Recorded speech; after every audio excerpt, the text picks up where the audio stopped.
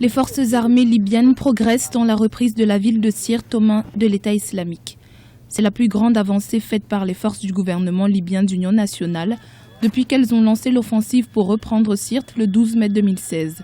En effet, elles ont annoncé ce mercredi 10 août 2016 la reprise du centre de conférence Ouagadougou. Ce complexe où trônait le drapeau noir de l'État islamique était considéré comme la base du groupe djihadiste depuis sa prise de contrôle de la ville en 2015. Nos forces ont repris le contrôle total du complexe Ouagadougou.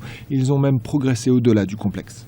Une victoire importante du point de vue symbolique pour le gouvernement libyen qui lutte pour imposer son autorité depuis sa création. Selon les experts, la perte de Sirte serait un échec majeur pour les militants du groupe djihadiste, déjà sous pression en Syrie et en Irak. La reprise, même difficile, par les forces pro-gouvernementales du gouvernement Fayez Sarraj de la ville de Sirte, qui était aux prises de l'État islamique depuis juin 2015, ça fait plus d'une année, est un pas important pour le gouvernement Sarraj qui voudrait bien imposer sa loi sur tout le pays et également se débarrasser de ce groupe qui a semé la terreur et dans la région de Sirte qui est située à plus de 400 km à l'est de Tripoli. Il y a beaucoup de messages à retenir de cette bataille importante, bataille déterminante de Sirte.